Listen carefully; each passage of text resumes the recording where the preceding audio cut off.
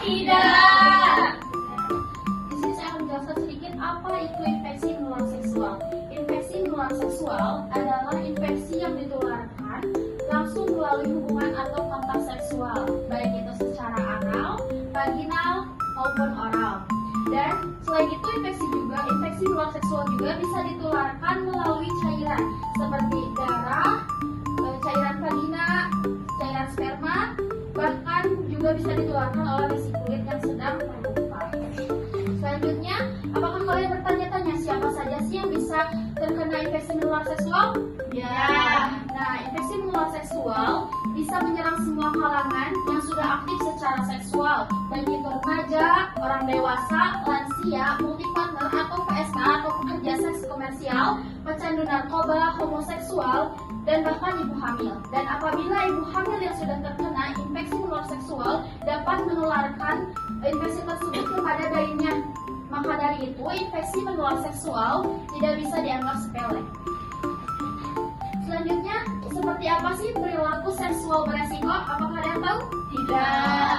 Nah, yang pertama adalah terlalu dini melakukan hubungan seksual. Banyaknya kasus sekarang remaja-remaja yang di bawah umur itu sudah melakukan hubungan seksual. Dan itu sangat beresiko terhadap terhadap infeksi menular seksual.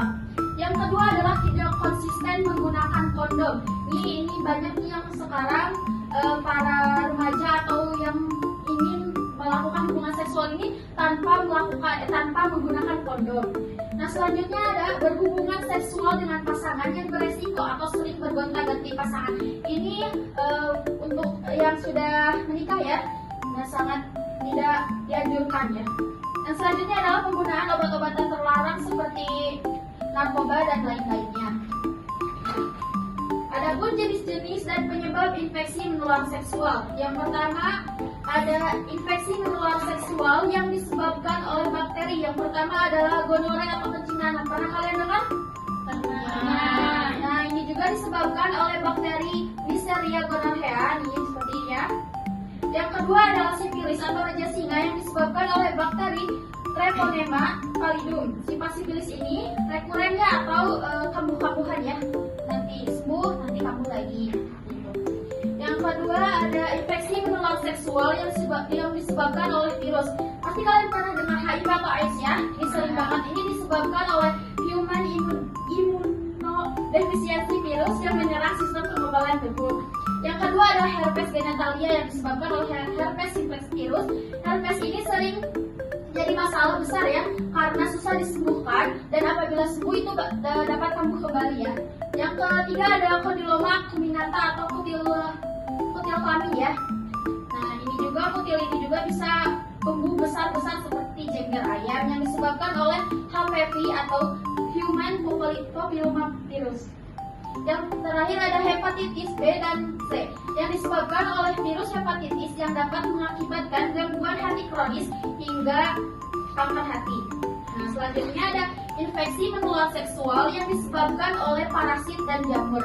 Nah, yang pertama ada trichomoniasis. Ini juga disebabkan oleh trichomovaginal parasit. Nah, seperti ini ya, yang bisa menjadi trichomoniasis. Yang selanjutnya ada candidiasis vaginalis yang disebabkan oleh jamur Candida albicans. Seperti ini.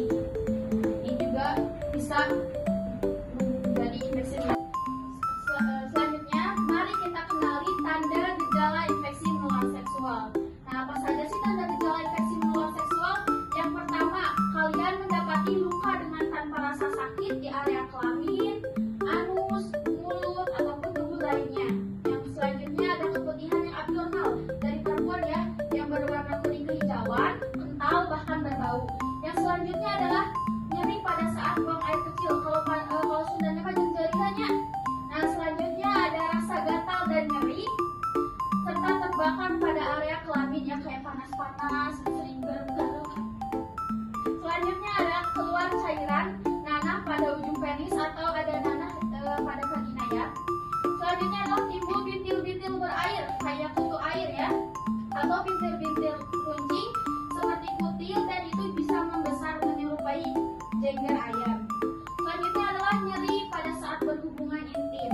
Dan yang terakhir adalah perdarahan di luar siklus haid. Itu bisa menjadi tanda gejala infeksi menular seksual. Jadi apabila kalian mendapati tanda gejala infeksi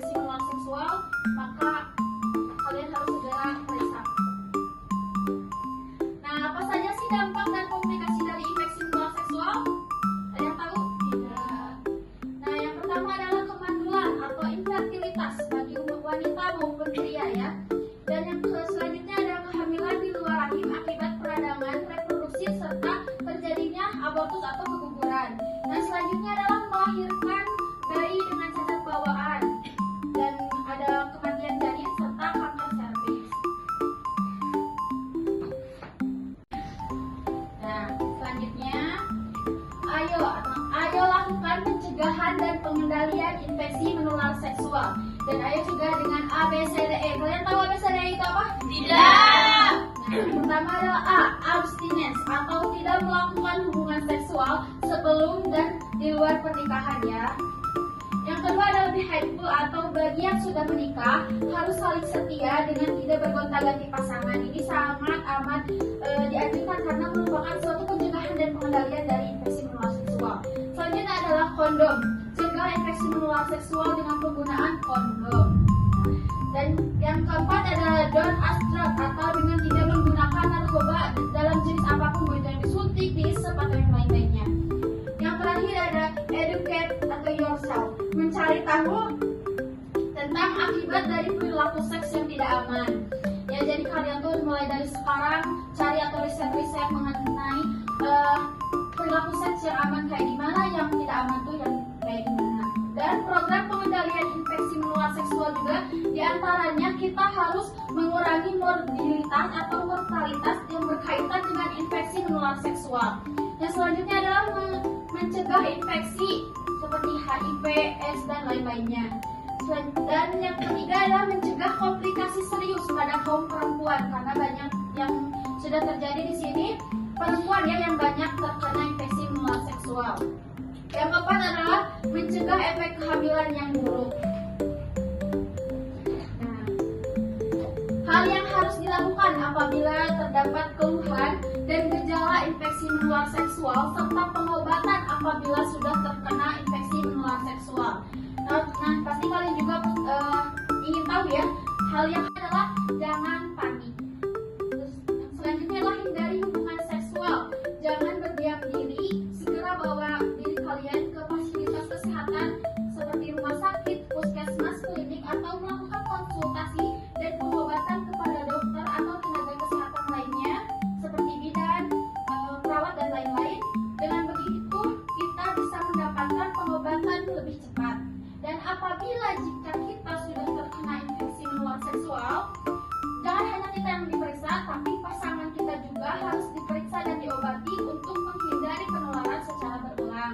Selanjutnya adalah menghindari hubungan seksual selama masih pengobatan atau masih dalam ada gejala atau keluhan ya. Yang terakhir adalah memberitahu dokter apabila ada riwayat alergi. Mungkin segitu yang bisa saya paparkan. Terima kasih atas perhatiannya. Assalamualaikum warahmatullahi wabarakatuh.